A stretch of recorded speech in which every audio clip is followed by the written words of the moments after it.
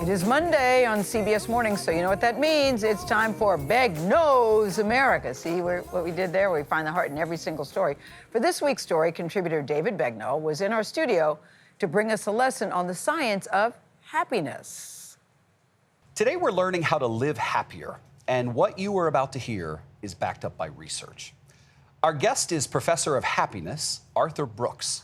Arthur is a best-selling author and columnist who studies the science of happiness at Harvard University. His work has inspired the likes of Oprah, Matthew McConaughey, Presidents Barack Obama and George W. Bush, and people all over the country, like David Cornbrooks from Arlington, Virginia. He says Arthur's writing helped him find meaning in the face of a heartbreaking diagnosis. A little over 2 years ago, after sort of a dull pain in my rib, sharp pain in my chest, went to the doctor, found out that I was stage 4 lung cancer. I didn't know that you could get lung cancer without having smoked before. I don't think I dealt with that initial shock right away. And, you know, I kind of went back to my regular life, probably a little bit of denial.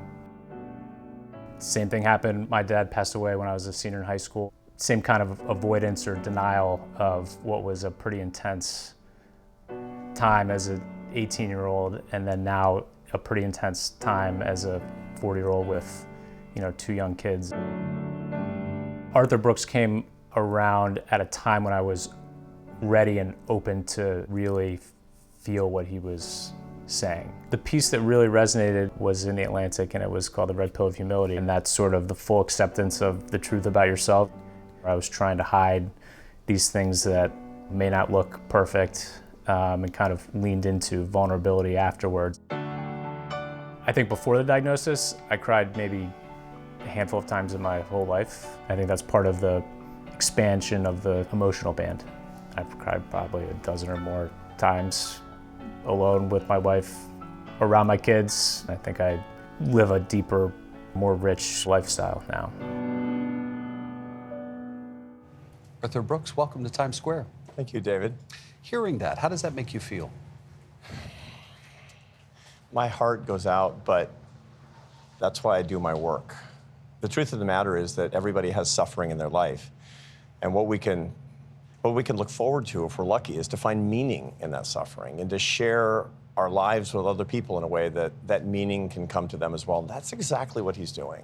He's actually turned this terrible diagnosis in his life from one of terror and one of pain and one of sadness into one of inspiration, one of teaching for other people, one of sharing. And that's one of the great secrets in life. He talks about the red pill of humility. Yeah. An article you wrote for The Atlantic. What is the red pill of humility? The red pill of humility is that we don't want to be humble. We want to hold ourselves up as strong. We want to look to other people as if we don't have terrible things happening in our lives. Here's the paradox, David. Mother Nature really doesn't care if we're happy. Mother Nature wants us to survive and pass on our genes. And so she imprints these behaviors in us that are not optimal, that are not the best, like make yourself look better than other people, focus only on yourself. And when you fight against that, you find that the secret to being fully alive, the secret to becoming a happier person, is sometimes doing the opposite. When you want to hold yourself up as strong, sometimes you need to admit that you're weak. When you feel something that's making you sad, you need to go look for somebody else who's suffering and relieve their sadness, as opposed to focusing on your self-care. Oh, that speaks to me. I'm telling you, when I am going through a funk, the way to get myself out of it is to look for something I can do in service to someone else. It's amazing. It's amazing. You know, one of the things I've done a lot of research on loneliness, for example. When you're feeling lonely, the cure, the immediate cure, it'll switch it off, is to go find somebody who's lonely and relieve their solitude, relieve their isolation. Amen. It's amazing. It's the same thing as anything else. If you want more of something, give it away. Mother Nature doesn't tell you that, but that's a cosmic truth. You've got a formula for happiness? Yeah. So tell me this, what plus what will equal happiness? Yeah, happiness is not a feeling, and this is an important thing to keep in mind. Happiness is a combination of enjoyment of your life, satisfaction with your accomplishments, and a sense of the meaning of your existence. Enjoyment plus satisfaction plus meaning. Work on those and watch well-being rise. Amen to the meaning. What is the connection between meaning and happiness? Meaning is a part of happiness. It's one macronutrient. It's one element of happiness. Meaning is really why things happen the way they do, the goals and direction in your life, and why your life matters. And the way to think about this, I have two questions I can ask anybody who's watching us to know whether or not they have a sense of proper meaning in their life. What are those? Number one, what's your answer to why am I alive?